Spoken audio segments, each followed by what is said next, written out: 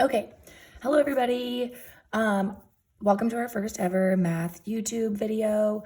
I'm going to be using YouTube to teach new math to you all while we are stuck at home during this coronavirus fun times. So I want to get started by reminding you guys of some pieces that we worked with before we went on our nice little 3-week break. So you might remember these, you might not, but I'm going to remind you. We have these square pieces, and before break, we were using these to build triangles. So like, for example, I would take my pieces and I would put them, I don't know, like this. And here I have a triangle in the middle. And we came up with some rules that helped us determine what types of triangles our pieces were building. And to use those rules, we were looking at these numbers, areas. So one of the rules that we came up with was a right triangle rule to show us when these pieces would make a right triangle. So here we've got our right triangle rule, and we figured out that if we take the area of our smallest square plus the area of our medium square, we will equal the area of the largest square, and that means it's a right triangle. So I'm going to show you an example. So here I've got 3 pieces, right? And like, I didn't draw mine very well, but like, I think they look good.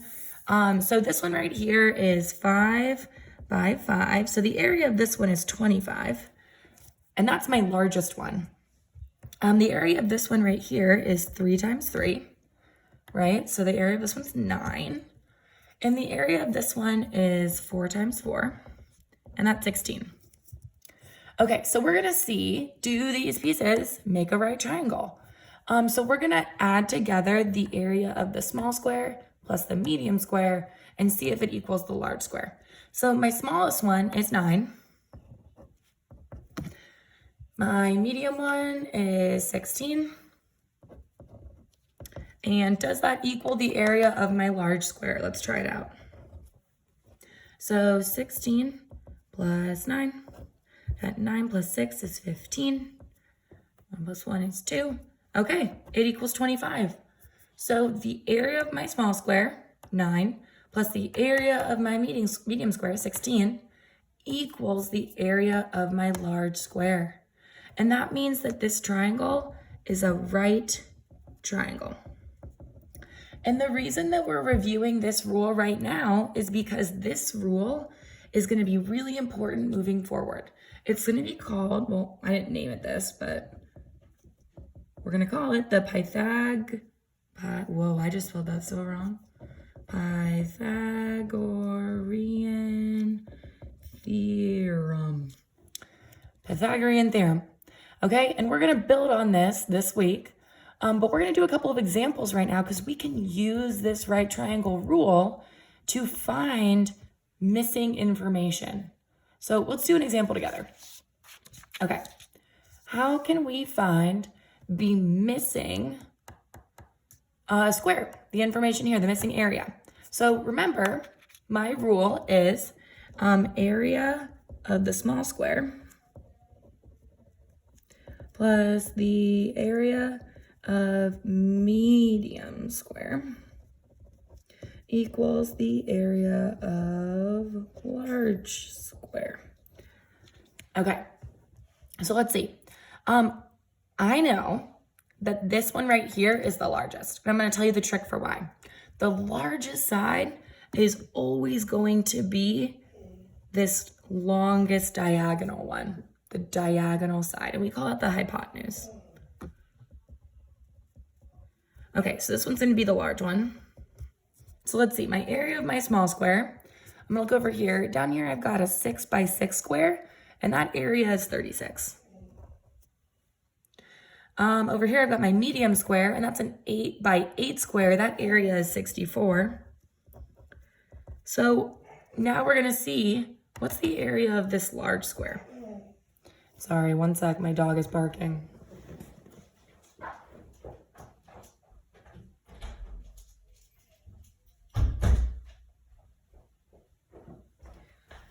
Okay, sorry. And no, I'm not editing that out. I'm too lazy. Okay, so let's see. I got 36 plus 64. 6 plus 4 is 10. 6 plus 3 is 9. 100. Okay. And you can use a calculator for this too. I don't really care. So my area of my large square is going to be 100.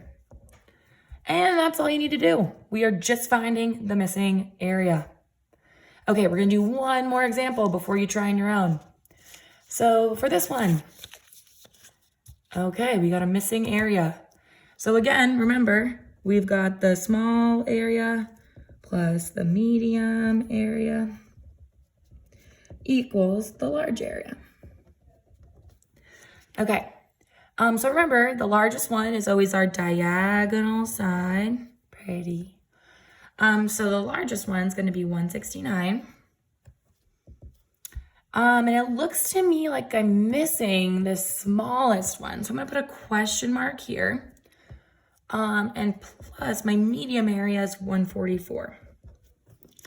So I want you to think to yourself, how could we figure out what this is? How could we figure this out? And what I'm going to do is I can figure out what this small area is if I subtract 169 minus 144. Okay, let's see what we get. Okay, so 169 minus 144 is 25. Let's see if that works. So if I do 25 plus 144, will I get 169? I do. Okay, so the area of our missing square is 25. So I just did 2 examples with you. I want you to now try the 5 practice problems on your own. If you're like, I have no idea where to start, Miss Anelski, I'm hella confused, come to my Zoom tutoring meeting tomorrow. If you are like, this is chill, I feel good about it, still come to the Zoom tutoring meeting tomorrow, just come to a different time. If you're confused what I'm talking about right now, go watch the distance learning math intro video. I hope this was helpful. I will see you all tomorrow or on Thursday. Bye-bye.